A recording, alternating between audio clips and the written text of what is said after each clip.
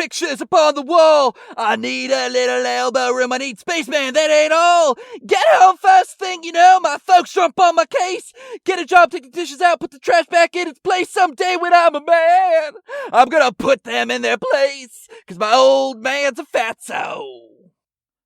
The truth will set you free. But first, it will turn you on. And look, if we're being honest, the truth is that Brad F. For the Love of Arby's, Henderson, and I, Tanya Mike D, are watching every shot on video ever made and reporting back here at SOVPOD. The THE stands for the, and we are the SOV Podcast. Brad, for the love of Arby's, man, how are you? That was a good beef and cheddar, but I'm here with you. Can you believe that we're eating beef and cheddars this early in the morning? Look, at this hour of the morning, I can't even believe I exist on the same celestial plane as you, Brad F. Henderson. I'm in love. I got the beef and cheddar, and that just makes everything more delightful. And I'm drinking coffee with my beef and cheddar. Like, is that gross? I don't know, but it tastes good to me. Hey man, what's good for the heart is good for the gander. That's what they say. This week, we have a very exciting show. We are diving into 1983's Sledgehammer and 1984's Blonde Death. Boner alert. That's just something I'm going to say. Boner? Yeah. Boner. Whenever I get boners on the show, instead of trying to hide them and conceal them, especially like around you, I'm just going to yell out boner alert. So that way you know what I have going on down here. And I think that will also... If you conceal bone, I will cry. Yeah, and I think if, the audience knows that there's a boner alert happening, they kind of know what's happening behind the scenes. So I think it's a really good idea. Right, or it's like Pee-wee's Playhouse, like the word of the day. Like they could play along too and scream when they hear the word. When we have a boner alert on THESOVPOD, and you're like, oh dude, I am sporting bone as well. Take it out, flaunt it, flail it, play with it, do what you gotta do. When Brad has a boner alert, so say we all. We are looking at 1983's Sledgehammer and 1984's Blonde Death, though that date can be contested. We'll get to that later. But before we get to those co-headliners, let's meet the opening act. Brad, do you love love? I love love because love is everything. Love is Mike Delaney. Love is Blonde Death. Love is Arby's. Oh, baby doll. Love is all those things. Brad, I love love too. So Brad and I thought we'd share the love with y'all loves. So thank you to everyone that tuned in last week and listened to the show. But especially thank you, nay, love you, fuck you, like the good kind of fucking, the good like lovin' fucking. Fuck you, in fact, to the folks that took the time to rate and review us on iTunes.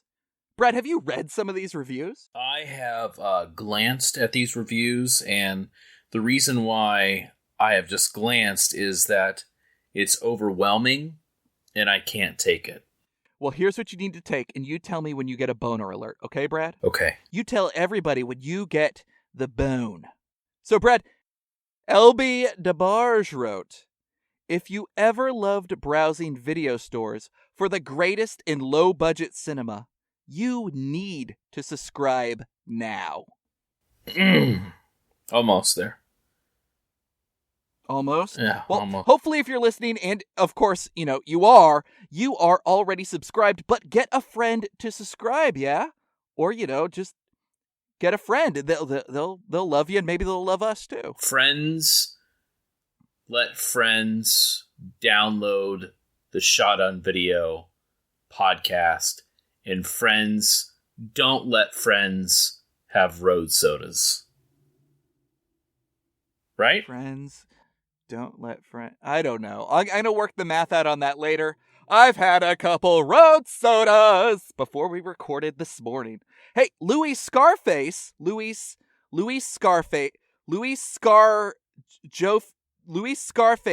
called us Bert and Ernie in his review. Whoa, Now, I Mac like that. Masters, and Mac Masters. They were kind of gay for each other, right? Darethus. Listen to this. Okay. Mac Masters and Darethus both mentioned sexual tension in their reviews. So I think the Bert and Ernie reference worked out, Scarface. I think Bert and there's Ernie a are gay. running theme with these reviews. And do you know who else is gay? Yeah, who? Us. Me. Goddamn right. For you. Brad, Yes, sir. how do you make friends? Make friends? I have an odd way of making friends. My way is,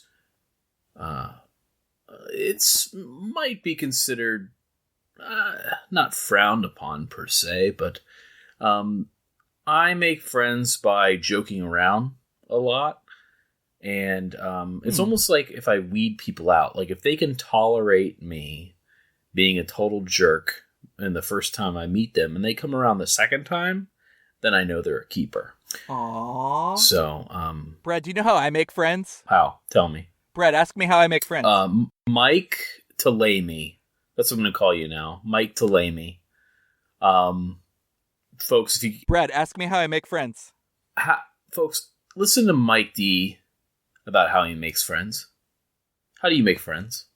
Okay, I make friends by having listener friends, like friends of friends, rate, review, and share our show. I only exist in podcasts and on the twitter.com, so I can only make friends if you rate, review, and share. Please, God damn it, give us some feedback. And look, I'm going to be very specific right now.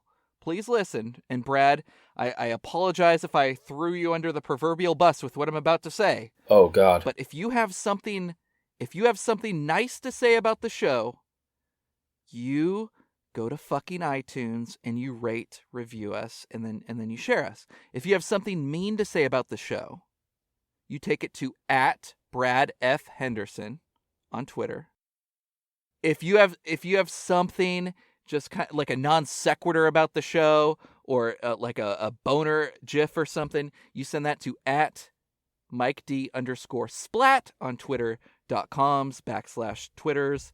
And if you just want to share the love and just do the right thing, and look, you don't go one way or the other for me or Brad or love or hate. All you need to do is @THESOVPOD and just tell us what you think. Oh shit, Brad. Yes? Brad. Yo. Brad. I'm here. Brad. Oh, okay. Can you tell the listeners where we're recording this week? We're in fucking Hollywood, baby. Together. Hollywood. So all the way from New Orleans to fucking Hollywood on this beautiful, Knowledge. Friday morning. Knowledge. I mean, this is a gorgeous Friday. Happy Friday, bro. Yeah, this is a gorgeous Friday at Hollywood. I mean, we've walked the strip. We've ate some good food. We stopped at Arby's. I mean, and now we're recording this show. We stripped in Hollywood. We stripped for Arby's in Hollywood. We stripped for roast beef and cheddar. Horsey's better. We've been up since we recorded last. Like, that's what it feels like. We had to hitch and suck dick to get here.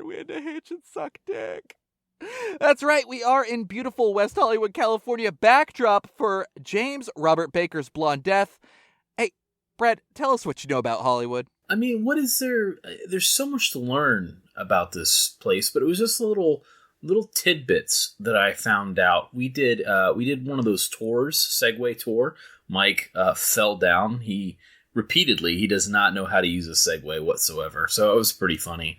Plus, he was drinking some road sodas doing so that was... But no, seriously, soda. I love you. But during our little tour, we went past a lot of the theaters and saw the Hollywood sign. But did you know that prior to 1910, there were no movie theaters in the Hollywood district? They were actually banned. What? That's crazy to me. In In like 1909, you couldn't go watch fucking like James Bond Episode 0? No, funny enough, there wasn't any James Bond movies yet.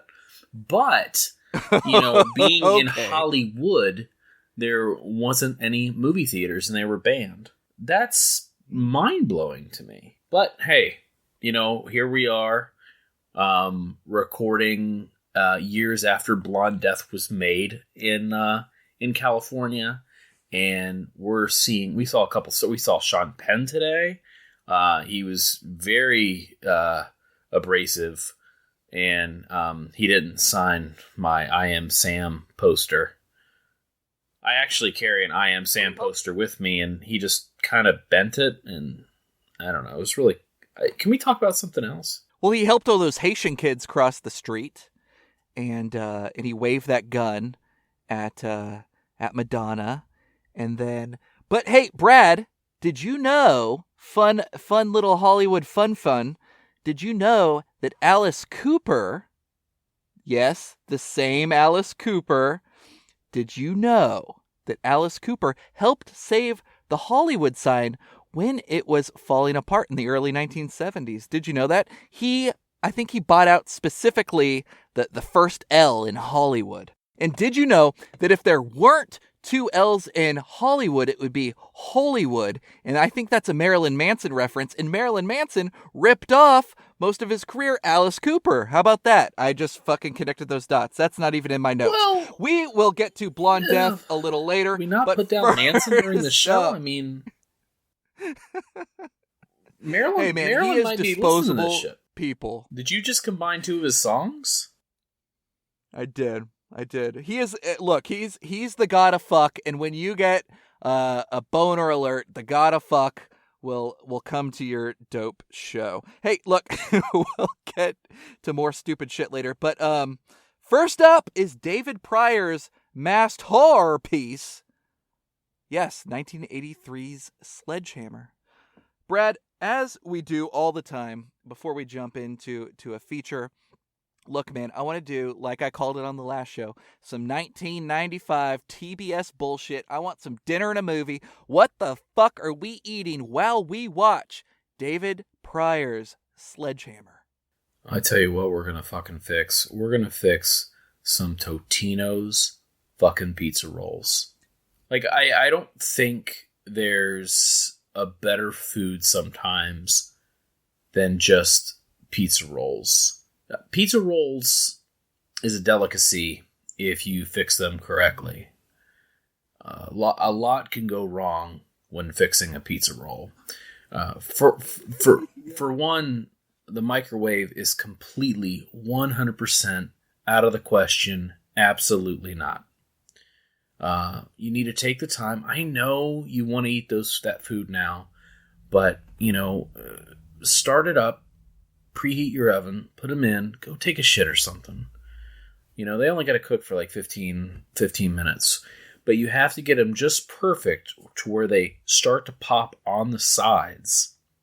And a little bit starts to ooze. That's when you know.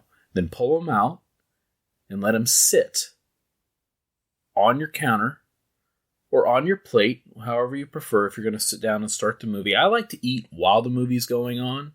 So I like to let my food cool maybe during the credits and then start eating. Like, I don't like to eat before the movie.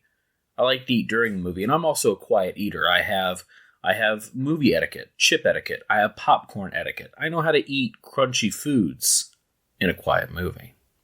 But pizza rolls, they're somewhat quiet, but there's something about taking that pizza roll, putting it in your mouth, and then biting down on it, and then this cheese, the combination, the pepperoni, the sausage oozes out and then goes in your mouth. And it's just perfect. No, but Brad, sweetheart, I am sorry to cut you off. It doesn't just ooze out. How do you like it when it drips back into your throat? That warm, boner alert, fucking greasy boner alert. Yeah, and mind you, we know that we're probably not talking about the healthiest foods during the show. We're also not talking about food. We're talking about dick. Yeah. Am I right? Correct. Oh, okay.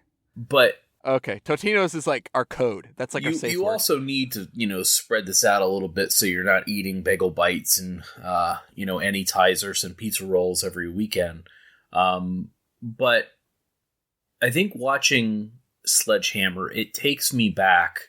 And I guess the reason why I picked Totino's pizza rolls combination is because Sledgehammer reminds me of being a kid.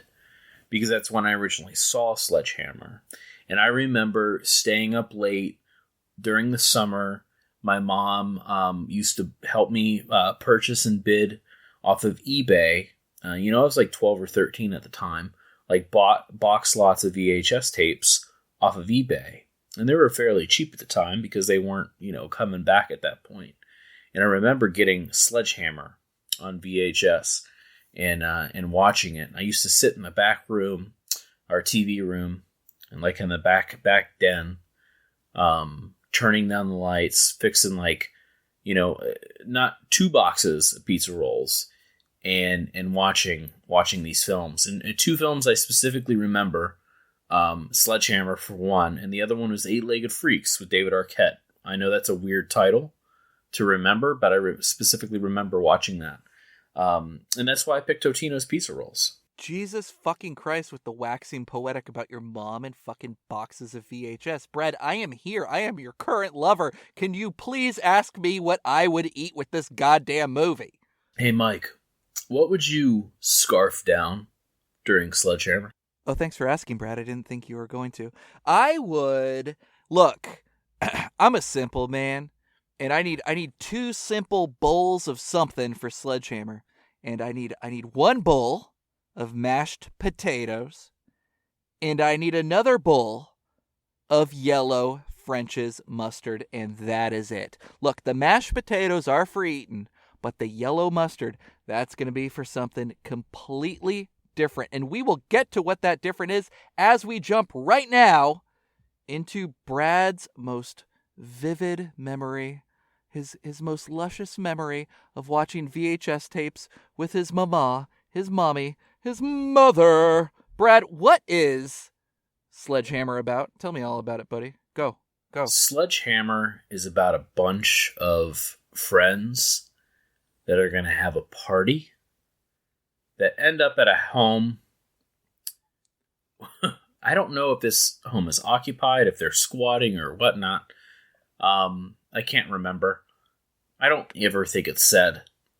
But it turns out to be haunted, I guess, ?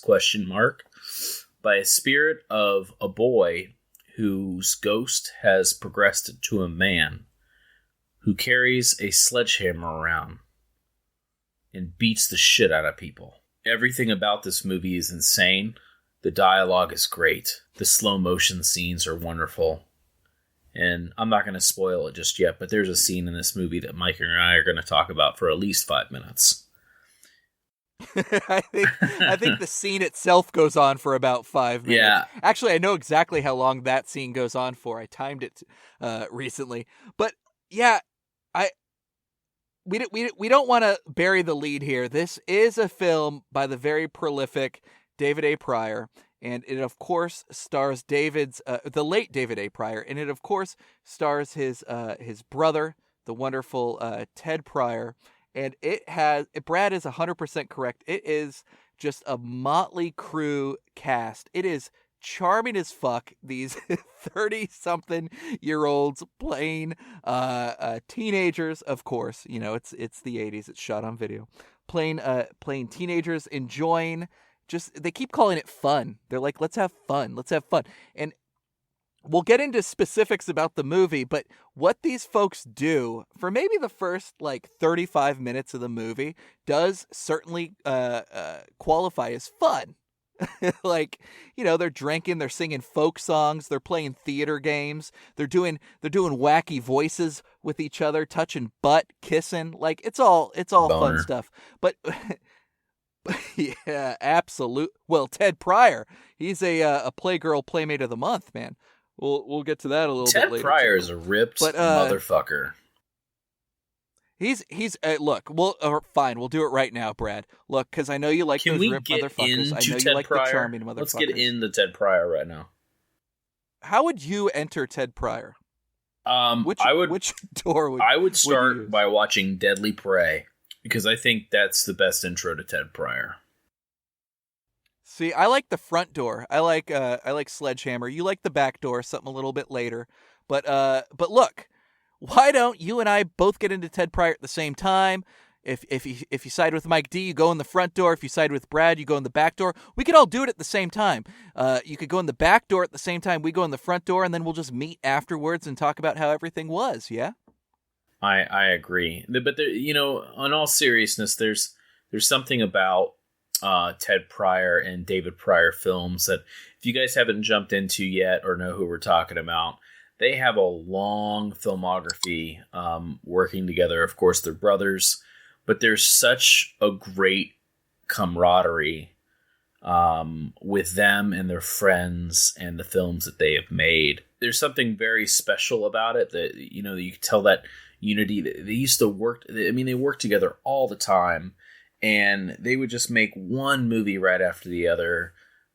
It is just, it's a time capsule of like family home videos in a way. And Sledgehammer is a great way to start it off, because they started off really small, and then they got some money. They got some bigger budget films that they did. Nothing major, but they continue to make movies up until David's death, which was a year and a half ago, maybe 2 years ago. Yeah. And they even made even the sequel to Deadly Prey, Deadliest Prey, that came out like 2014, somewhere around there.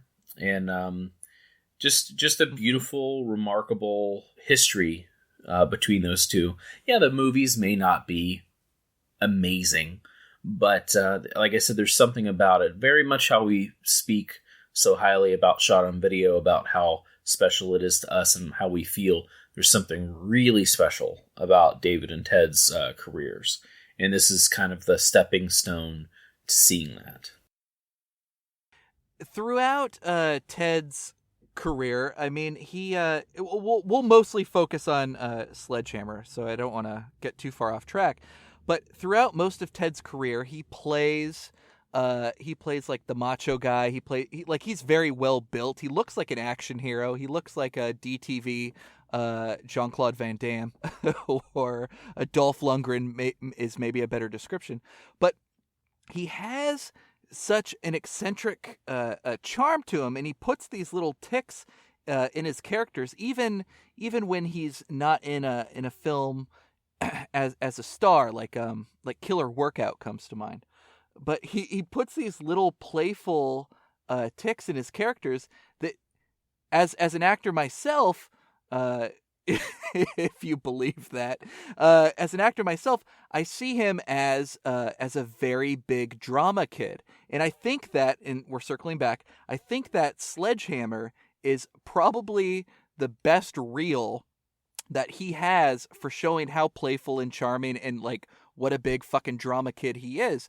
I can't think of a more charming Ted Pryor performance than Sledgehammer. How about you, Brad? Honestly, no, because there's something about his character in this to where he plays everything. Usually he's the action star, and in this he gets to be, the somewhat hero, but he also gets to be that tender lover. He also gets to be that understanding friend. So he gets to play it all in this one, and I think you're right. I think that's where kind of this goes, and it really is kind of his movie in a way. Just because mainly I think that's just due to his on-screen presence, because he owns the screen when he's on there. Especially just that, like he makes me like that scene when he's sitting outside the door on those concrete steps, and he's got his tight jeans on and his shirt off, and he's playing the guitar, and he's just singing, playing the guitar, and he takes that drink of that beer. I'm like, man, I just want to be Ted Pryor right now. Like, he seems so relaxed and so happy, just jamming, and picking out there. Yeah, I know. I was gonna say I know that dude in real life. I don't mean Ted Pryor, but I know that guy that Ted Pryor's playing in Sledgehammer. And I think if you've hung around enough shitty parties, that are somewhat adjacent to the country or somewhat adjacent to a college and a country, you know this person too. That the person that is that longing artistic soul that's blessed with that athletic body and the athletic prowess, and they also have like a musical talent, or they have like some just geeky, left-minded way about them that you wouldn't expect necessarily, based on preconceived notions like a jock to have or whatnot. But I know that dude, and I remember hanging out with him after the place where we worked. Like one of the first times I hung out with this dude. I won't name him. He has a famous name, but he's not a famous person, so I don't want to drag anybody. But I was hanging out with him, and he started singing me folk songs. And the first two people that came to mind, folk songs he wrote, Brad, like, of the people songs that he wrote himself. The first two people that came to mind were David Hess and Ted Pryor in Sledgehammer. And then I was remembering that again today when I was kind of jotting down recollections about the movie.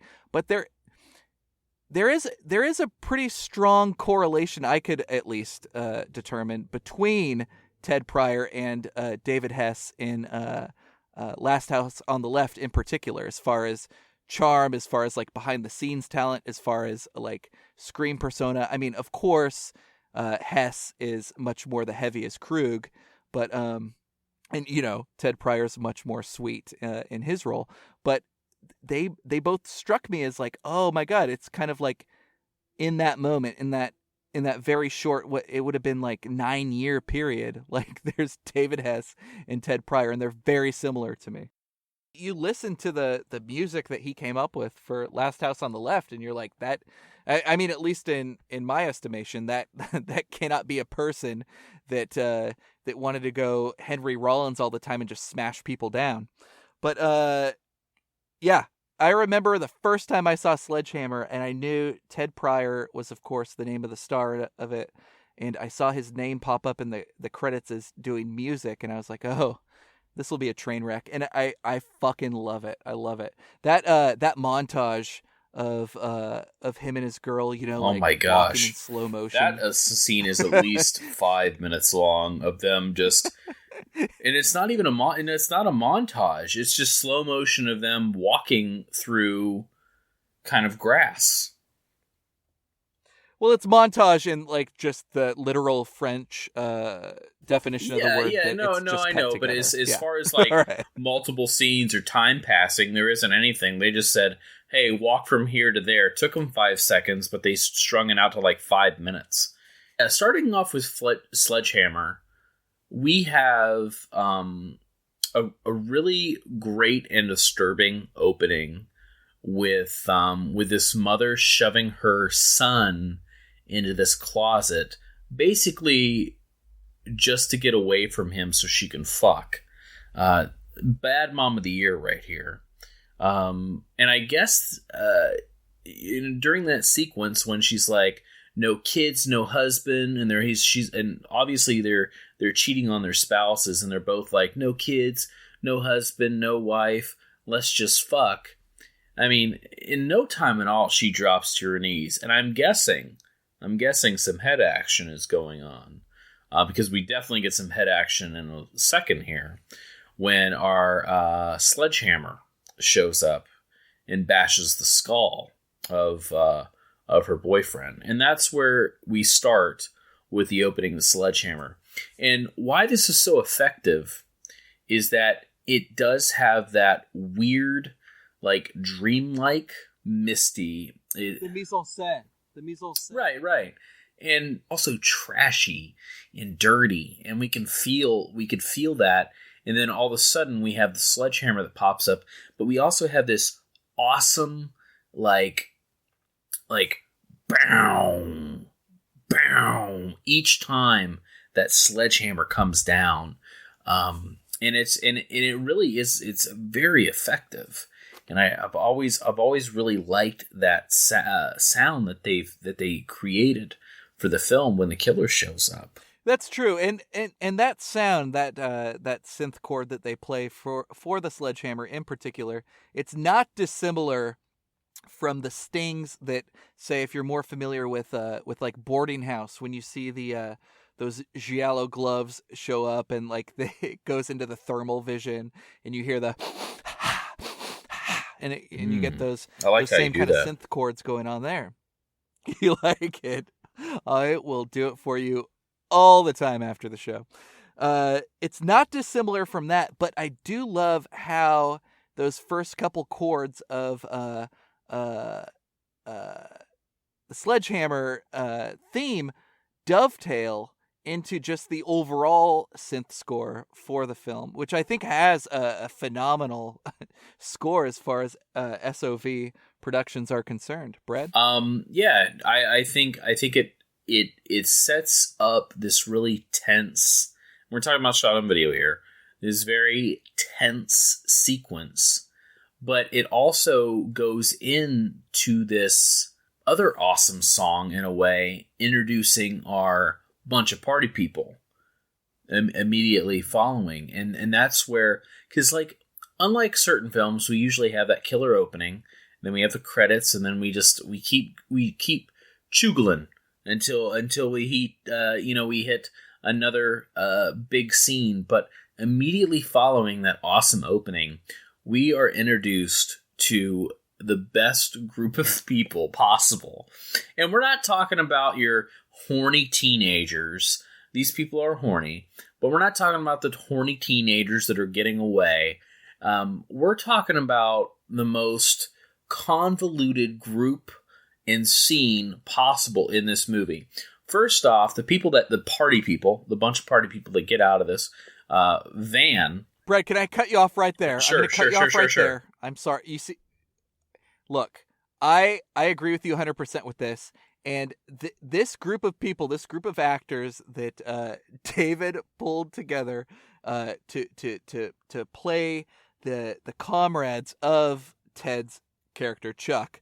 Look, it's just worth us to go down the line. I'm going to say the actor's name and their character name, and then we'll be able to paint a picture for who each of them are a little bit later. But we have Ted Pryor as Chuck. I like that. The very American name, Chuck. Okay? He's the William Zabka of the group. But yeah, but yes. He's not a complete dick. Linda McGill plays Joni. Okay, I like the name Joni. It calls to mind Joni Mitchell, who's a very folksy, like, of the people singer, and that goes well with Ted's music. Then we have John Eastman, who's one of my favorites. He's of course the bearded guy that looks like he's going to be the RA on Saved by the Bell, the college years. He plays John. John Eastman plays John, and I have a theory about people who play people with their own first names. And then we have Jeannie Shear. She plays Mary. She's kind of like the Mary Ann of the group. She's not ginger, and she's not very exciting. But we have one of my favorites. Oh my God, Tim Aguilar is Jimmy, the young virginal, oh my God, mustachioed, mulleted Latino man. The guy who looks like he's 45 but claims he's a virgin in the movie. But I mean, he is a virgin in the movie. He doesn't claim. He's obviously a virgin in the film, but it's weird because he's like, pussy, drinking. And then he gets in that situation. He's like, I'm a virgin. Right. It's totally Ken Marino in Wet Hot American Summer. I think that's exactly what they're playing with Ken Marino's character. Then there's Sandy Brooke as Carol. And then not Stephen Wright, but Steve Wright plays Joey, one of our first on-screen victims. And then I keep calling him Michael Shannon, but his name's not Michael Shannon. I can't pronounce his name. Look, if you're Irish, I'm not racist against you. I can't pronounce your fucking names. Michael Shanananan. He's of course the mother's lover, and Mary Mendez plays the mother. And then Justin Greer, in a very great child performance, plays the boy. who Brad and I will talk about here very soon enough. So when Brad says there's a very motley crew of friends, what were your exact words? I forget. I said convoluted. Convoluted group. You said it's a group in a scene of what happens. So this van pulls up, and for some reason it's their van, but they have a driver who's going to take this van somewhere else while they're staying at this house that they have rented. I don't know. I've seen the movie a few times, but I still am not clear of where this house, like who owns this house. And I mean, I know they're on vacation, so I guess it's just a vacation home. But the driver leaves, but before he leaves, they all pour out of this van, and they are excited to be there. They're going to party, and they mention it a few times. But the random shit that they pull out of the van, it's like they're cleaning it out. Like, this guy owned this van, and they're cleaning it out. Because they're pulling out trash bags that are empty. They're pulling out, like, an empty cooler. And then we have our one virgin guy who's really muscular, and he pulls that big cooler out that holds all that beer. But they're pulling out look like towels, and just honestly, they're throwing everything on the ground. And then our first victim like does this tumble on it out of nowhere, and he's just laying on the ground. Yeah. And it's like, what is really happening in this scene? It's like they had no direction, no idea at all. It was just kind of like turning the camera on and, hey, get everything out of the van. It's like almost like if it was the supplies for them to really stay while they're filming this movie in this home. It's just a very odd sequence. And then seeing our people, because it's like, are they supposed to be teenagers? Or all of these, like, 30 and 40-year-old people getting out of this van, and what are they actually doing together? So it's not really clear of their age, but by the looks, especially the John guy who looks like he could, smash even Ted Pryor, which I wanted to kind of see those two throw down in the movie. I think that would have been pretty fun to see. But just a weird group of people, man. But it works. It works because we have so many different types of people in this situation together.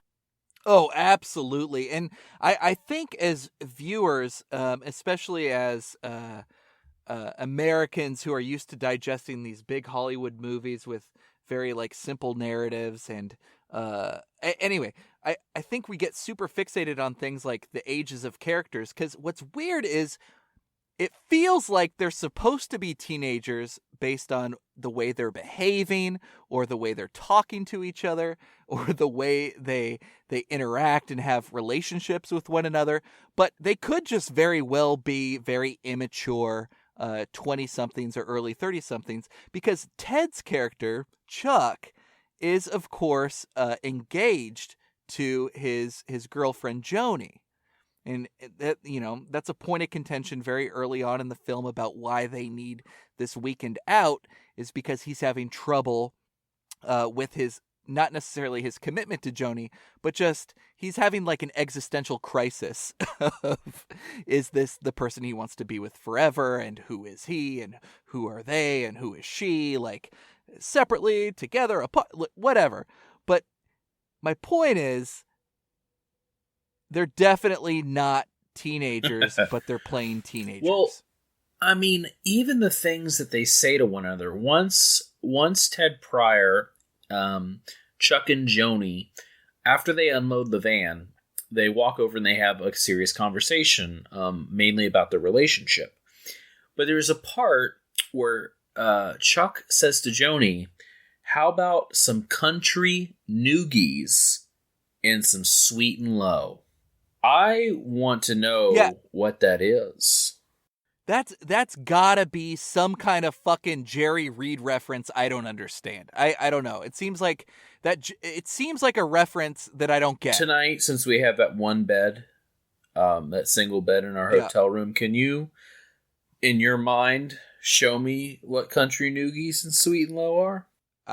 Girl, I could show you what a cunt noogie is.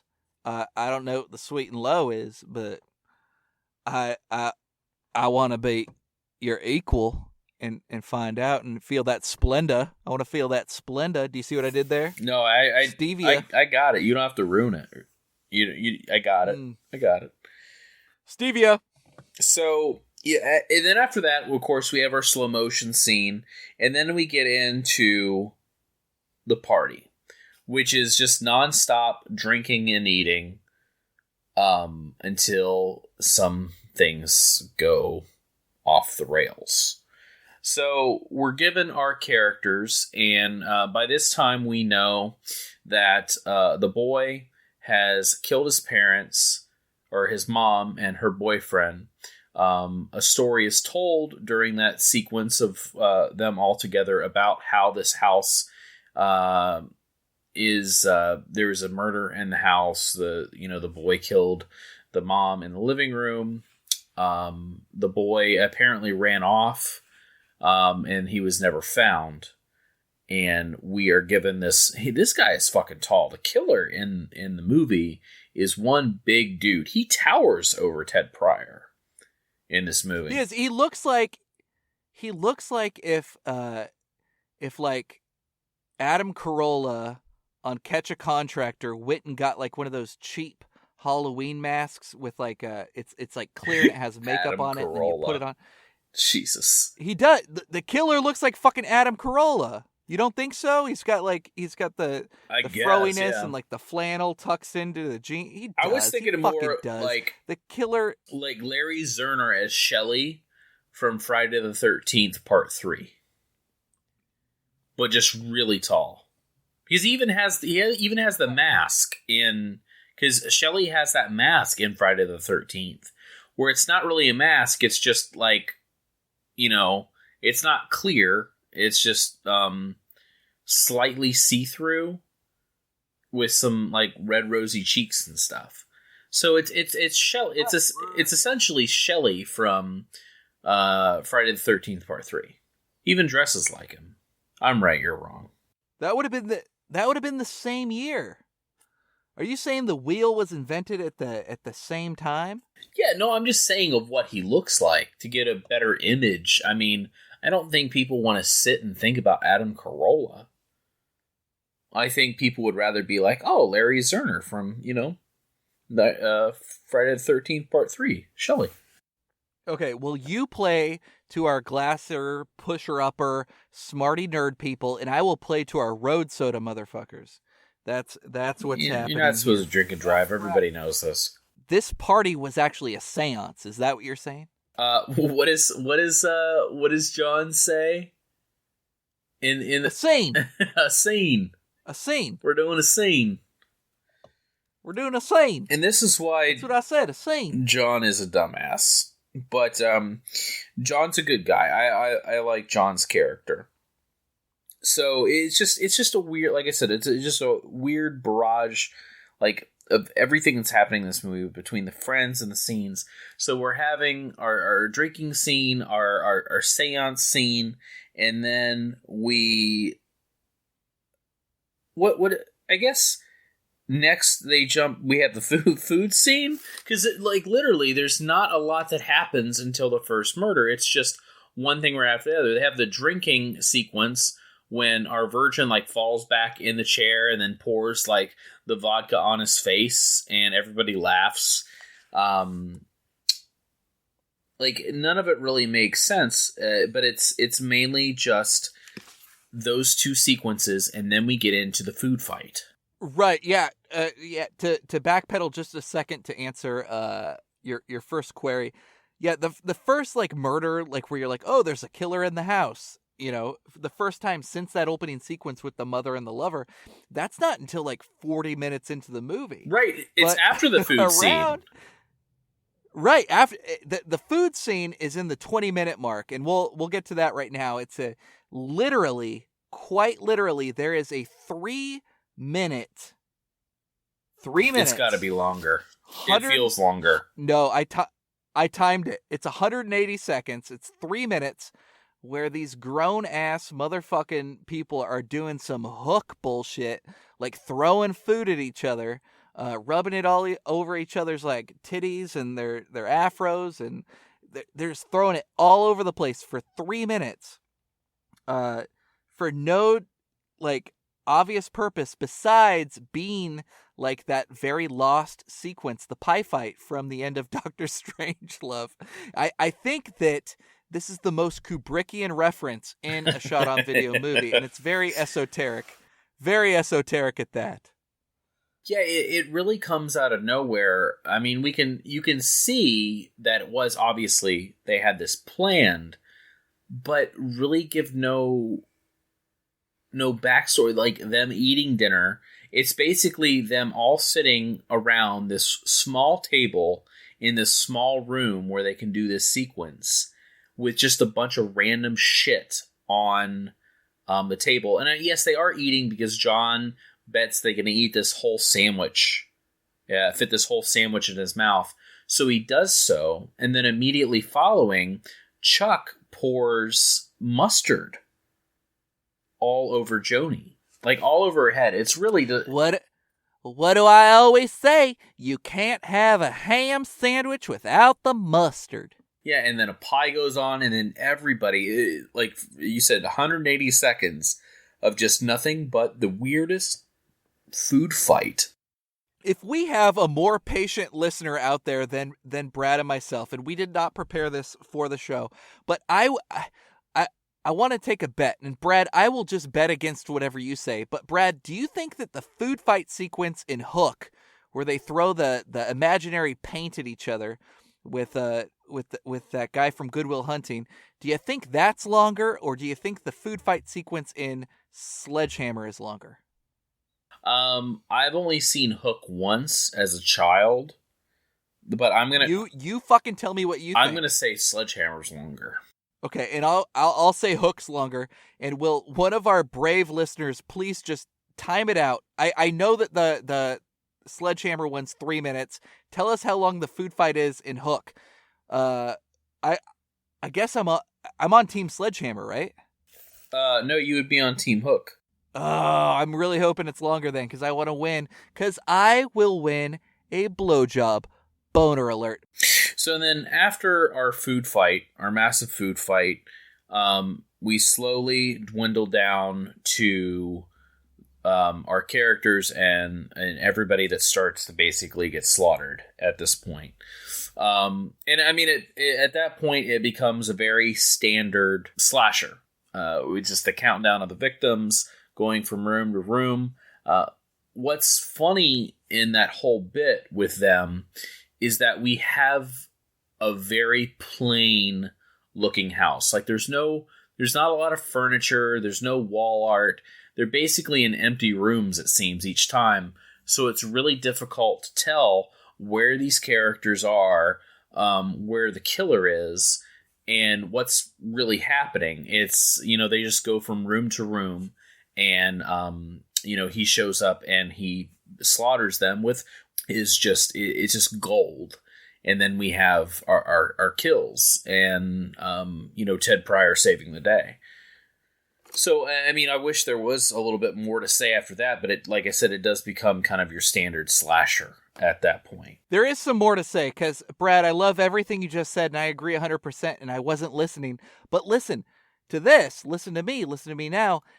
You know what's so cool about that fucking house? You said it's sparsely decorated, but it has super narrow hallways, and because there's nothing in the hallways like indoor plants or like pictures of loved ones, you could do that thing because it's got the super narrow hallways. Let me be very specific about that. You could do that thing like Jet Li on the cover of Black Mask, where you put one leg on one wall and one leg on the other wall, and you could do some like cool like judo punches. Then why didn't Ted Pryor do that?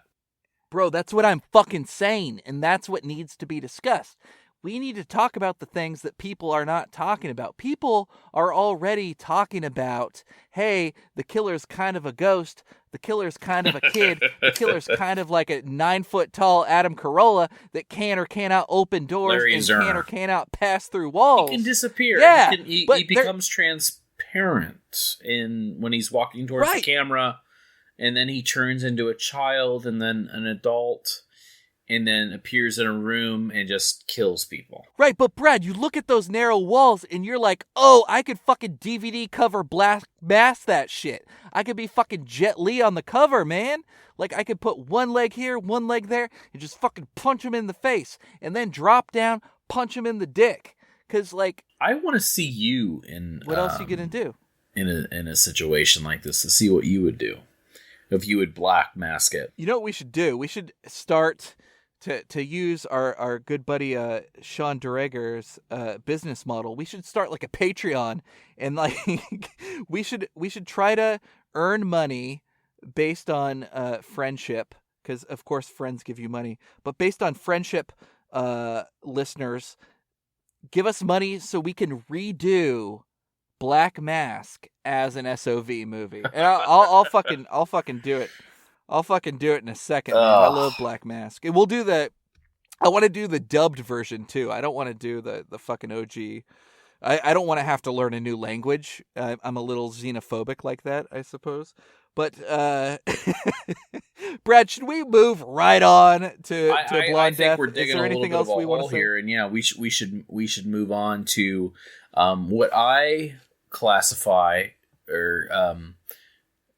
is probably my favorite, if not one of the best, shot on video films ever made, and just a really entertaining and great movie in general. I'm Team Brad. I don't want to oversell it, but Blonde Death... We're going to oversell the shit out of this movie. It's fucking essential. I don't understand how... Anyway, we'll get to it in a second. Made. Brad, what the fuck would you eat with Blonde Death? Just go, hurry up. How about if we have a word from our sponsor first? Oh, and a word from our sponsor. Put it on, baby, put it on. Introducing Arby's new bacon, beef, and cheddar. Yeah, that's it. It's not ordinary bacon, but thick cut pepper bacon. Lay it on me. And not bland cheese, but hot, tangy cheddar. I do like it hot. Why settle for food you like? Barry never settles. When you can have food you love. Arby's new bacon, beef, and cheddar. Come and get it, baby. Before I got hungry all over again, we were going to talk about your... And all, hey, I'm going to come on record, too. Also, my favorite... And look, we haven't seen them all. We have not seen them all. I know we're only on episode 2. I know we're only on episode 2, but there's a reason why we wanted to cover Blonde Death on episode 2. And there's something about this movie. It's a little bit longer than most of your shot on video films, but this movie is maybe about an hour and 40 minutes. Hour and 45. I said 2 hours on, I think, the last show, and that was just silly to say. But I think it's an hour and it's 1 hour and 36 minutes before credits. Really? Yes, sir. It seems longer. In a good way. Like I thought this movie, because when I meant that by checking the running time. All right, so an hour and a half. It's I guess no different. I made up all that bullshit. But it is a very smooth hour and a half. And with Blonde Death, immediately it grabs you. And the reason why this is so special, it's not because it's shot on video. I don't know if too many movies exist that are like this.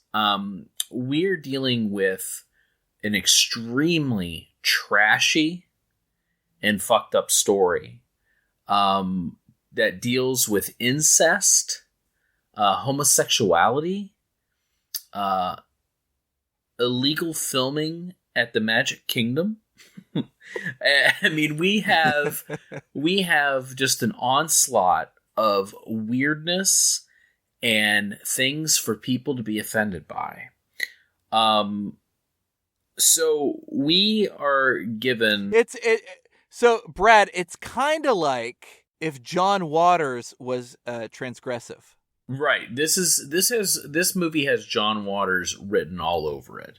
And I honestly hope, and maybe we can get John Waters to watch this movie after we talk about it, because I feel that he would be very happy and proud of this movie, because this kind of one-ups a lot of things that he created in a way.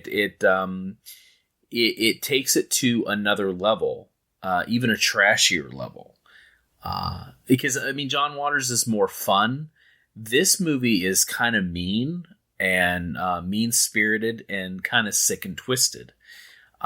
So yeah, it's right. Well, it's got everything. It takes a lot of the tropes and themes from John Waters' movies, and it infuses it with that very nihilistic early 80s punk culture. Yeah, it's extremely punk rock. This movie is 100% punk rock. And it's not just because of, the sound. I mean, we have a great soundtrack, mostly by the Angry Samoans, a small little punk band out of California. But there is just so much going on in this movie. And if you told me, like, as soon as it starts, if you would have spoiled the ending and told me how this movie ends up, I wouldn't believe you. It gets that fucking nutty and crazy. And you just don't expect it. Number one, I mean, the budget of this film had to be under $5,000. The budget was $2,000. Okay, yeah. So, man, that's... So $2,000. And it is... And the thing is that a lot of shot on video, a lot of cheaper films like this, they're... overly violent. There's not a lot of dialogue. This, or maybe a lot of chase scenes, killing, stuff like that, stalking, slow motion scenes like in Sledgehammer, things to drag your film out to make it an hour and a half or an hour and 20 minutes. But Blonde Death doesn't fuck around. There's none of that. It's pure dialogue. I mean, this movie actually had a script.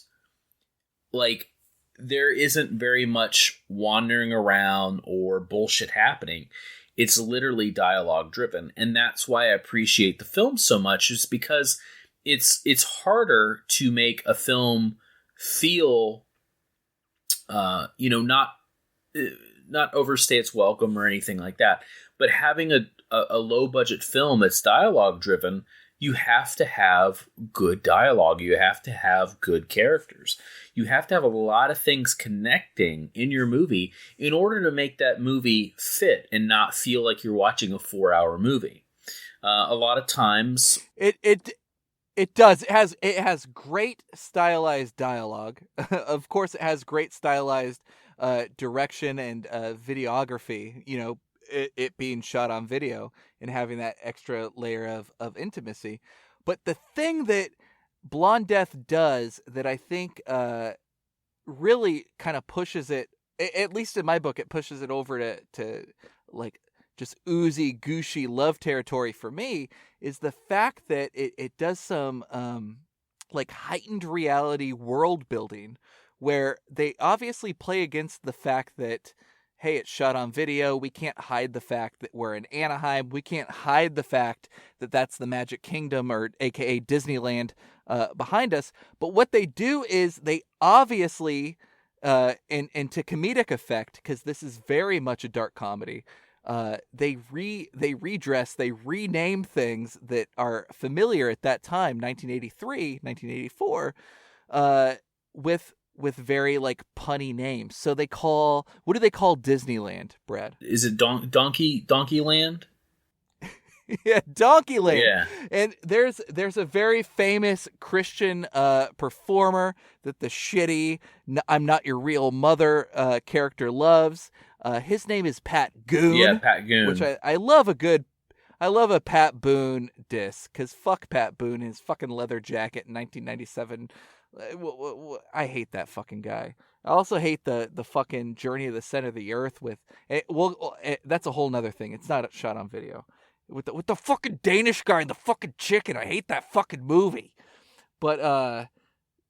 But they have all this fun like world building shit that they do that they don't have to do. They could have just easily said that's Disneyland and this guy's playing Pat Boone, or however they wanted Pat to my favorite Christian singer. Yeah, that fucking woke ass evangelical bullshit. I love how. Anyway, I love Blonde Death. So today. My favorite playwright, I'll mention his name because I love this guy so much.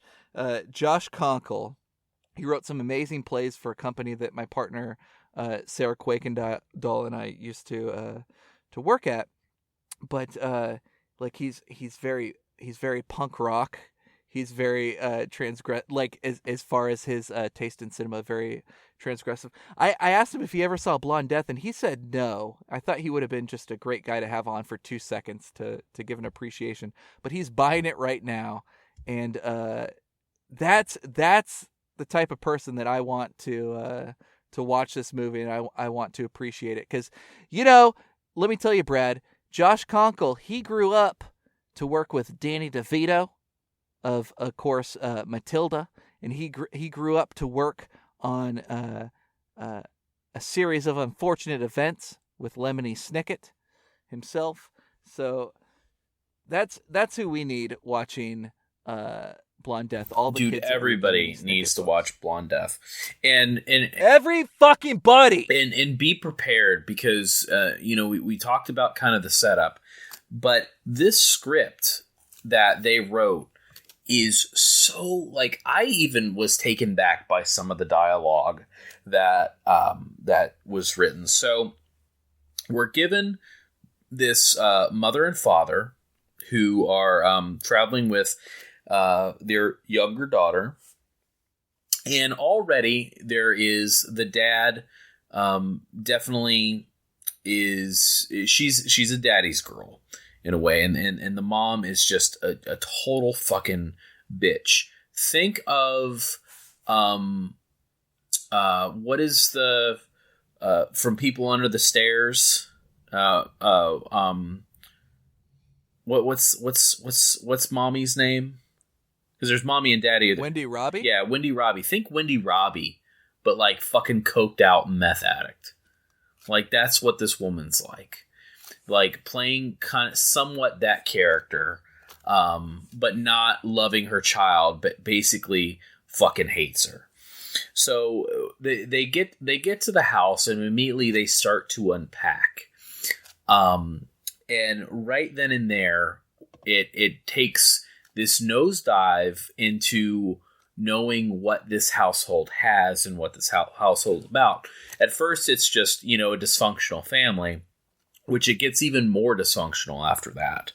So they're playing some Pat Goon, her favorite Christian singer. And then she's going through her books, the daughter's books. What's the daughter's name? I'm blanking. I'm blanking on the name. What's Tracy? Tammy? So Tammy, the mom's going through Tammy's books, and she picks up this book about nice girls do what. And she picks up the book. She goes, I'll tell you what nice girls do. Nice girls fuck. And it's like, what is happening? And then she immediately calls her mom a neo-Nazi slut pig. And then the mom goes on to say, she's reading all these books by Harold Robbins and blah, blah, blah. And then it just, they say, the dad says, you like that one retarded black boy down the street. And it gets into washing her mouth out with soap. And then then you really know what's going on during that spanking scene. Because this is a full, this is a woman, but Tammy is portraying kind of like the teenager still living at home, gonna run away type thing. And then she gets a spanking. And well, she gets a spanking for having a diaphragm. Yeah, they find, saying the diaphragm sets it all off. She's of course being safe. And then she says about, she said, I just did it in case, I fell in love. And that's when they say about the retarded black boy down the street or whatnot. And she said that you're going to get a licking. More ways than one. And so the dad puts her over his knee and starts to spank her. And then Tammy says that he was basically getting a boner through his pants and she could feel it. That's when everything spirals down of this somewhat it's not somewhat, it is this incestual, I can't say that. Say that for me. Incestual relationship between Tammy and her father. And then it gets weird. Luckily, we don't have to deal with that bullshit very much with the incest portion. But Tammy wakes up in the middle of the night because she's sent to her room without dinner. And she wakes up in the middle of the night and she does this voiceover throughout the film, kind of explaining what she does. And she said she's going to get a late night snack. So she goes in the kitchen and her father is drunk. And he gets down on his knees and he starts saying some really weird shit. And Tammy's like, "Oh yeah." Well, hold on one sec, Brad, because you're right. This should be addressed. The movie starts in medias res, where she is giving kind of her last will and testimony on a cassette tape. A great voiceover, which I think is a great juxtaposition. Great voiceover, yeah. Right. Oh, it's great. And I think it's also a great juxtaposition that she's doing it on a cassette tape on a shot on video film. But I kind of wanted to give our listeners that maybe haven't seen Blonde Death and are interested, I want to just give them a second to breathe, because we talked about incest. We talked about diaphragms. We talked about retarded black boys. All right. Now, Brad, let's get in to what the conversation between Tammy and her father's like. Oh man, it gets fucking weird. So it gets so weird. The dad is leaving. He says there's an accident in Saudi Arabia, and he has to go to fill in for this guy, which is the most absurd little plot line that serves no purpose to the film whatsoever, other than just to get him out of the house. But before he does, Mike, can you tell the audience what they would be in for in this conversation that's ultra weird? I need to backtrack a second, because one of the things I loved very early on in this movie is the fact that there's some visuals in the movie that the director is not calling your attention towards, but maybe you kind of sort of notice them, and maybe it'll kind of sort of paint a picture before we get to the scene that Brad's talking about. And here are some of those visuals. This family that just moved to Anaheim, all their shit is only packed in empty Michelob boxes. That's it. The evangelical Christian stepmother, not your real mother. I'm not your fucking real mother. The only thing she drinks is this short, squat tab soda. I don't even think it's 8 ounces. It's not even fucking airplane, size. We get to this scene, we see all these things in the background that we're not really noticing, but god damn it, if we paid attention to it, we could see this kind of white trash, fucking Deborah Winger, Scott Glenn, Tanya Harding, soap opera that was going to play trashy. So fucking trashy. And we end up with a very, I call it an X-rated Girl in Gold Boot scene where God, I almost called her Tammy, where Tammy is in a long, bedroom shirt, and she has a very much a victim mentality at this point, and she's kind of apologizing to her father, and the father has this overbearing, he himself feels very poorly about what he did to his daughter, but he knows things the audience doesn't know, and he's about to fucking say what those things are that Tammy already knows. And man, do we learn about it in a very fucked up, skeezy way. He says shit to his daughter like, "I'm sorry I whooped your ass. Let me kiss your ass to make it better." But it's not like the metaphorical kissing ass. Like he's grabbing cheek, like trying to pull her right buttocks into his mouth. It's her reaction when he does it. Like, it's normal for her, and she's like, "No, Daddy, not right now." And I mean, she really does have that accent, but it's like, wait a second, that's a no. But it's like so common for her. She's completely normalized. Yeah. She's completely normalized the abuse, and the father, of course, knows. It's very interesting, like performances, because it's very well played. I think because it's played comedically for like a very like gallows humor, of course, but it's also played very like earnestly, where she really doesn't know that she's being abused, and he really knows that he's this monster. And he's kind of playing it down like he's doing it for the actual emotion and like the affection, you know. But he says this fucking thing to her that's so gross and so far out and like so far beyond anything John Waters could have thought up, where where he says, "Aren't you my little girl? The same girl that I let dance around in your real mommy's high heels on my face." Do you remember that? Oy vey. It's just a weird conversation, and it really hits this odd. Like that's when the movie takes another turn and even gets darker. Just because it has this sense of realism because it's shot on video. I don't know. It's just being a dad. It's just so weird. It really is, but it works because, in a way, like Mike said, it is comedically played, but also with like some serious tones. Just because of how the characters act.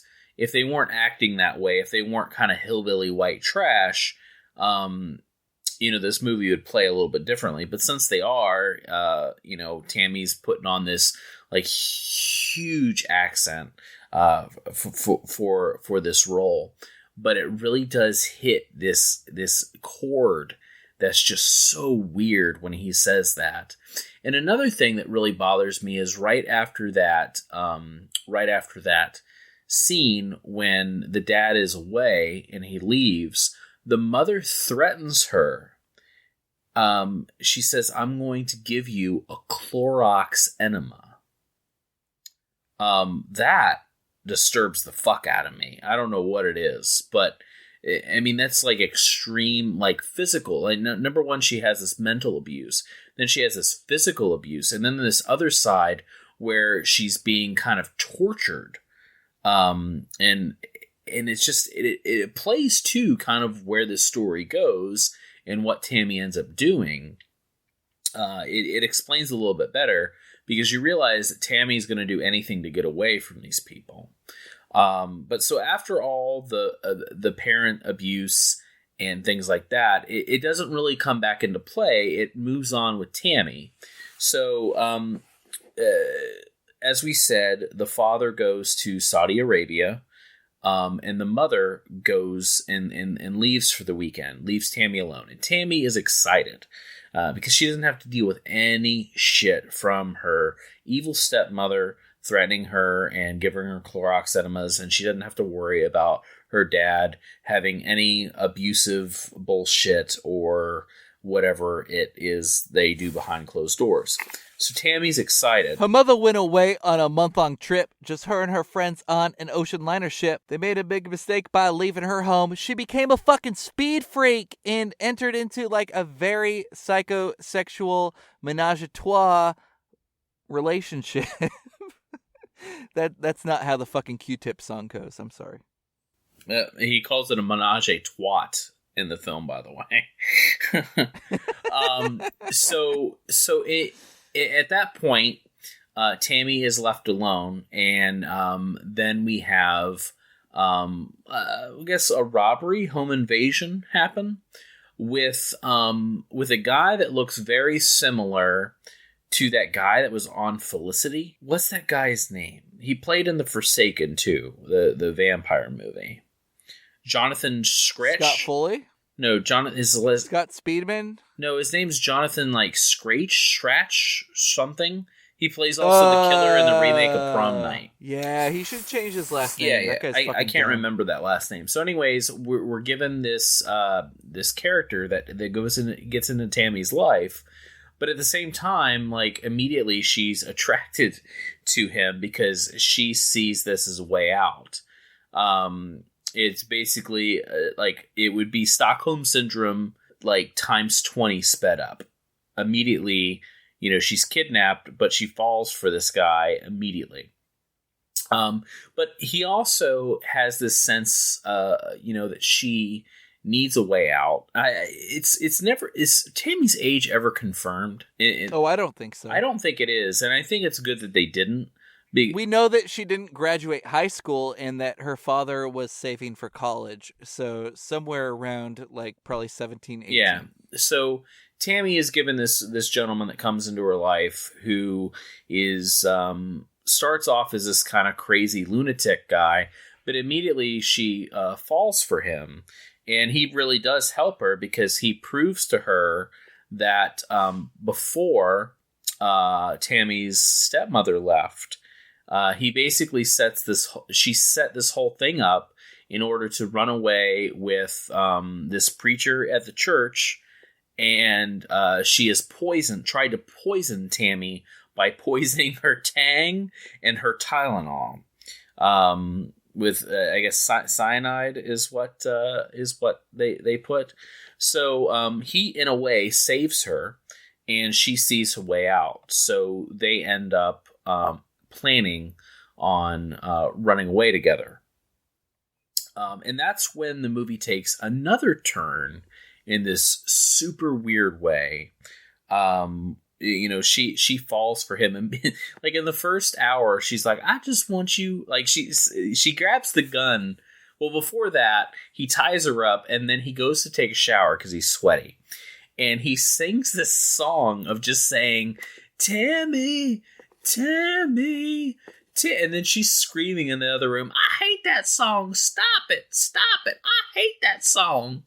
And she grabs the gun from him and points it in the shower. And he's like, "Hey, you know, everything's okay. You know, don't shoot." And then she's holding the gun, which is the poster. It's the shot in the poster. And she's like, oh, I just want you to kiss me. And then he's like, "Oh, baby."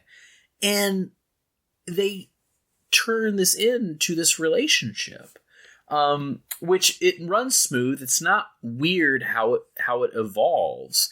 It's just really quick. Like I said, it's like Stockholm Syndrome, but immediately she falls for this guy and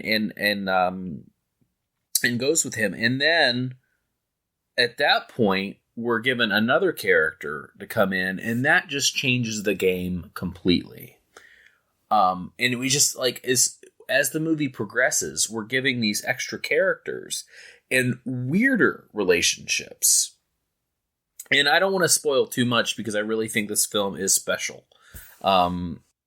Yeah, and I hope we. Yeah, you know, I was thinking we were gonna sit here and say everything, but the more we talk about Blonde Death, and the more I realize, hey, we're only like half an hour into the movie with our description. Like, God damn it, it's fucking $15 on mondotees.com. It's $15 on DVD. It has special features. It's very limited edition. Just fucking order it and watch this amazing movie. You can't rip this from online. You can't bootleg it. There's only a few people out there that have it right now. Just go fucking order it and watch it. It's this movie so has goddamn never worth been officially released, I don't think, other than the DVD and VHS that Bleeding Skull put out. So it has a weird release history. I guess they released it on television at one time, like on like a public access show. But other than that, it's screened at like personal copy of the director in certain theaters during that time of the release, but never had a wide release or anything like that, or a VHS release that I know of. But yeah, it gets so fucking weird. And part of this film in real life, it was, they shot illegally at Magic Kingdom. And some crazy shit happens at Magic Kingdom. But we're given this, before we, so I don't spoil anything, we're given this third character in this film, another bad boy. And that blossoms this relationship into what is called a menage a trois at one point, where our three characters do everything together. Everything. And it is a Bonnie. We're talking about they eat motherfucking beef and cheddar at Arby's together. And we're talking about sauce. Bonnie and Clyde times 2 Clydes, who are just going to suck, fuck, and rob everybody. And man, it's just, there's so, and what I love about the film, I think we talked enough about the plot so we don't give things away, because there's a lot more that happens in this film, a lot more. But it's certain lines of the dialogue that just really stand out, and it's just so weird. There's that one line that cracks me up, is when the two males, they are on the couch, and he says, "You want to arm wrestle? Loser takes it up the ass." And it's like, I don't want to play that again. And it's like, what is going on? Like I want to know this, like the process of writing the script in this. Where did it come from? Like, how wild were these guys getting?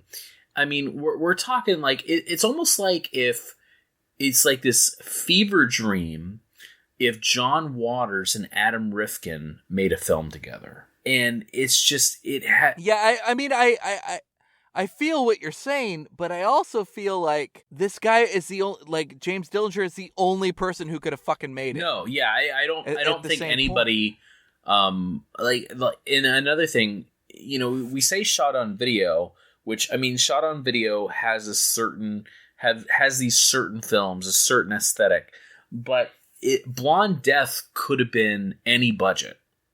It could have been anything. And there's nothing, especially when we talk about, even though Blonde Death is shot on video, this thing could have been a bigger movie. It could have been, but it's unique because you don't come across shot on video films that are this ambitious. And I would almost say this is very well done, because it's hard to create a film that has so many taboo things, but never cross the line. Because I don't feel it does. It does have some really fucked up dialogue. It has some fucked up shit, but we don't see it. That's one thing. We don't see anything fucked up. Yeah, we are just. Oh, I would say, Bradley F. Yes, I would say that this definitely crosses lines. But it's certainly going to be up to the viewer to decide if, like, their line was crossed. And also, to your point, like, talking to the audience of like SOV fandom, SOV fandom, is there really fucking anybody that's like, release the Zack Snyder cut of fucking Blonde Death? but talking to fans of SOV, like, yeah, the budget, at least in my estimation of people who love SOV, like, the budget isn't going to matter. Like, we could see past that shit, and that's what this medium and art form's all about. But this movie's fucking phenomenal, and Brad's right. Like, if they were given $2 million to make this movie, it would be great. If they were given $2,000 to make this movie, it would be great. And guess what? They're given $2,000 to make this movie, and it's fucking great. And you should, we don't want to give too much away, but look, in the last, I'd say, half a decade, we've talked about Escape from Tomorrow, right? The movie that was shot illegally inside of Disneyland. Right, yeah. There was a big court case, and that was shot on video, but high def video. But and then there's also I think of Exit Through the Gift Shop, right? The Banksy film that has some great Disneyland sequences. But this is fucking punk rock, man. This is some like OG fucking shooting in the Magic Kingdom bullshit. Like far more fucking punk and cool and badass and transgressive than anything you've seen yet. You need to put $15 plus shipping and handling towards Blonde Death, and that shit is available online, and it's very limited edition. Brad, I don't want to give too much more away. I don't know. Do you have any final thoughts on Blonde Death? No, I mean, I think we've said our piece, and I hope that we talked you into it. But I mean, we on this show, I'll end with this. On this show, we're going to talk about a lot of goofy movies. We're going to talk about a lot of bad movies that we find fun. I guess the normal would consider them bad. I still have that thing where either you like a movie or not. It's not one of those so bad it's good. I have a hard time saying that. I understand it, but I have a hard time saying that because I'm like, well, either you liked it or you didn't, you know. But with this show, we're going to be talking a lot of goofy stuff. But of everything we're going to talk about, I would say Blonde Death is by far one of the best movies I've seen as far as weird, pushing the envelope, pushing the limits, and trying to be, and it is different. It's not too many movies I see that are like that, and it's tastefully done in my eyes. I don't get offended in movies. They can do whatever they want. I watched, Serbian film and I ate pizza and enjoyed it, even though it's super fucked up. But I watched Serbian film. I ate a baby and I enjoyed it, even though that's fucked up. Yeah. Oh, cut that out. But with Blonde Death, it does so much in such, I guess, little time. I thought it was a lot longer. But it does new shit every twist and turn.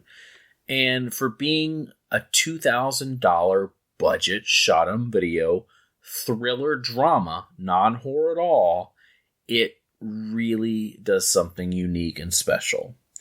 And I honestly wish this movie was celebrated more. I mean, certain shot on video movies, they've been released on VHS, DVD, and somehow some of them end up on Blu-ray.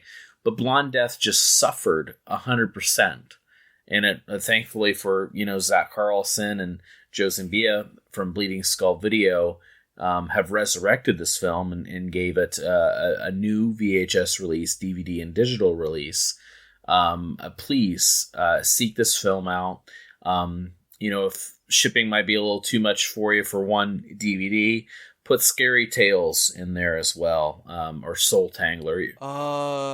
Yeah. Well, you're gonna need Scary Tales pretty soon. Yeah. Or Soul Tangler. Yeah. Yeah. So any of their films, I mean, they really. What I like about Bleeding Skull Video, in the whole AGFA deal, is that they just don't release it because it's VHS. They're like, oh, let's just do this on VHS. No, they are picking them wisely and choosing reason. Like, they're not just randomly re-releasing movies. They are looking at them and deciding what is best. I mean, everything that they've released, from Soul Tangler to Heavy Metal Massacre to Scary Tales to Blonde Death, to Night Feeder, which Night Feeder's okay. But everything they've done is just so ambitious and so well done, and they just need to be seen because they're so weird and great. So Blonde Brad, Death is a great addition to that line. This goes terrifically into the next part of the podcast before we head out of here about next episode's shows. So for episode 3, aren't we doing literally 2 movies from Bleeding Skull? Oh, I think we are. But I need to pull a Mike Delaney, or I'm going to say Mike Delaney, and jump back and go to what would we pair food-wise with these movies, or with Blonde Death. Oh my God. Brad, you're breaking my heart. I thought you skipped over that segment. I thought you didn't give a shit.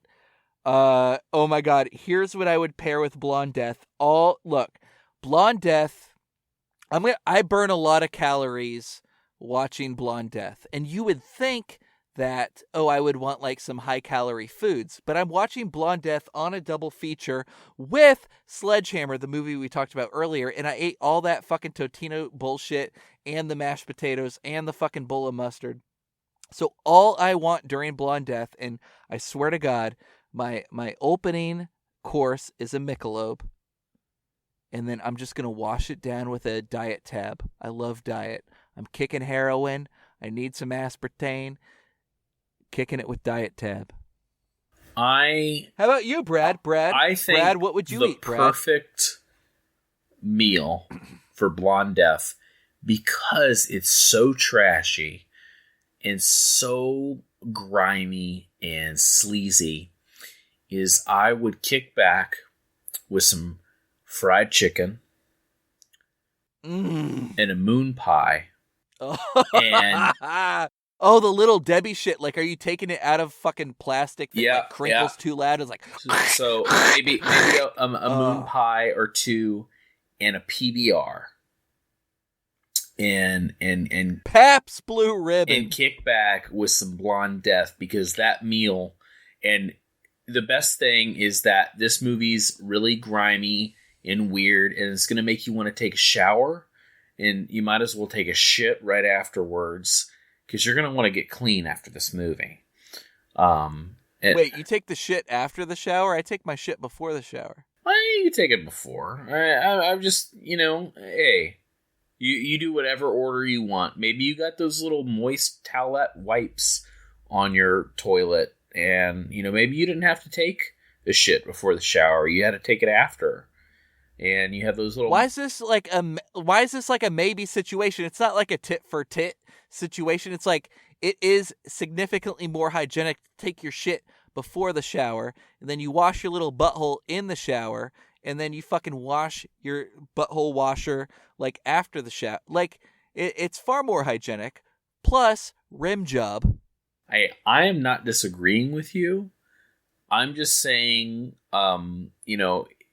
tonight, when we get in, because we only get that single, I promise that I will shit before I shower. Mm-hmm. Why do they call that single a twin, though, man? That's what I want to know. Brad, what are we watching next week? We are going to hit up some more Bleeding Skull video movies with something special, I would say. So we have 2 James Bryan films, Jungle Trap and Run Coyote Run. And both of these films have unique stories of how they were released. And these are 2 films that you couldn't have seen in the 80s or 90s or even the early 2000s, because they were just released the past. Jungle Trap was earlier, or I guess late 2017. It was officially released for the first time. There's no way possible to see Jungle Trap because it wasn't finished until Bleeding Skull got a hold of it. And Run Cody Run was unavailable for decades until Bleeding Skull got a hold of that. Released that like 2000, I think like 16 maybe. So yeah, 2 James Bryan film. A well-known filmmaker had 2 lost movies, and Bleeding Skull has done so much to release both of these films, and we're going to be happy to talk about them on the next show. Yeah, and a quick plug for the purchase of these two movies. Both of them are still available on their native VHS format through Mondo Tees, which license the Bleeding Skulls videos, or you could get them if you want them digitally on DVD, because DVD stands for Digital Versatile Disc. The V, I guess it could be video or it could be versatile. I thought it was video, but whatever you say. Look. Who is ever looking up the Hook food fight versus the Sledgehammer food fight? Could you also look up the V in DVD? Because we know it's not vagine, vaginal. It's either video or versatile. So look up what that is, because no one who looks that up gets vagine or vagina. Anyway, hey, look, listen. I am Mike D. I am at Mike D _splat on Twitter. The splat comes from, of course, my my other podcast called the SPLATHOUSE Podcast. I do with my BFF, my other BFF, Brad, my other BFF, my BFF with a vagine, my BFF with a vagine, Ms. Sarah Quakendahl. We talk all kinds of movies with filmmakers and actors and playwrights and whatever. Just a bunch of faggy homo stuff. It's super fun. Brad, who are you on Twitter? I am. You could find me at Brad F. Henderson on Twitter, and please. What does the F stand for? Yeah. What's the F? It could be many for things. The love of Arby's. For the love of Arby's. For the love of fuckworthy. It means a multitude of things. From the back to the middle and around again. Yep, that too. 100% pure love. Pure love. He is at Brad F. Henderson on Twitter. We are THESOVPOD. The THE stands for the, and we are the premier podcast, man, for shot on video movies. You can find us at THESOVPOD. Look, listen, hey, play back the beginning of the show to find out how to rate, review, and have your fucking words misread by us on the show as we play back love. From all of us here at Screaming Pods, that is me, Brad, and everybody who has not been named yet, because I am motherfucking cock blocking them. This is Mike D saying, it's like I always said, you can't have a ham sandwich without some fucking semen ass mustard all over that fucking bitch. Good night. We love you. Bye. And as Tammy would say, I'd rather have sex than MTV. Or is sex better than MTV? But anyways, thanks for listening. Watch Blonde Death. You won't regret it. Good night. Yeah, you won't. We love you guys. Bye. That's great, bro.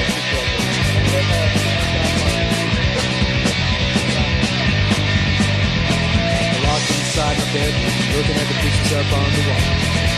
I need a little elbow room. I need space, man. That ain't all. Yeah, get home first thing, you know. The folks up on my cave. Get a job with the dishes out, put the trash back in its place. Someday when I'm a man, I'm gonna put them in their place. 'Cause my old man's a fatso. He's got a pot belly for a mouth. Maybe my old man's a fatso, but you know he owns this house.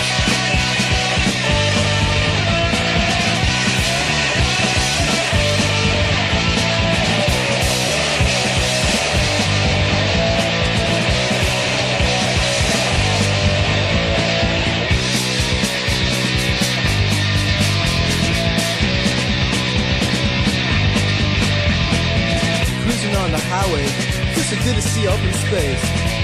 Well, I don't feel like a prisoner, I don't feel like a basket cage. I turn the radio up to 10 and you know I found my place.